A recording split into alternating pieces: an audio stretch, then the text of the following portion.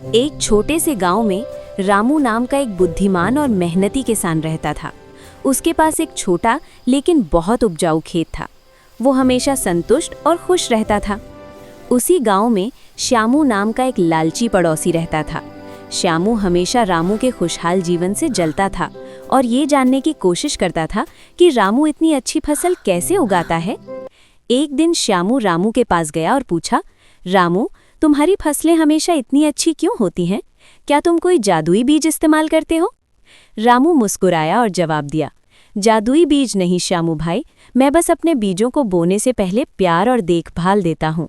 मैं हर बीज को ये सोचकर बोता हूँ कि ये मेरे और मेरे परिवार के लिए खुशी लाएगा, और मैं अपनी फसल का एक हिस्सा गांव के ज़रूरतमंदों के साथ बांटता हूँ। श्यामू ने सोचा कि रामू मजाक कर रहा है। वो अगले दिन बाजार गया और सबसे महंगे और चमकदार बीज खरीद लाया। उसने बिना किसी देखभाल के जल्दी जल्दी और सिर्फ मुनाफे के लालच में अपने खेत में बीज बो दिए। समय बीता। रामू के खेत में हरियाली छा गई और फसलें लहलहा उठीं। लेकिन श्यामू के खेत में हालांकि पौधे उगे, वे कमज़ोर और सूखे थे और फसल बहुत मामूली हुई।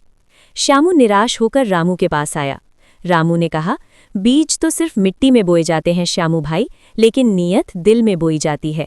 अच्छी फसल के लिए अच्छी नीयत, मेहनत और संतोष जरूरी है, केवल लालच नहीं। श्यामू को अपनी गलती का एहसास हुआ और उसने रामू से माफ़ी मांगी। उसने उस दिन से लालच छोड़कर मेहनत और संतोष के साथ काम करना शुरू कर दिया। इस कहानी से सीख, सच्ची खुशी और सफलता केवल लालच से नहीं, बल्कि कड़ी मेहनत, अच्छी नीयत और संतोष से मिलती है।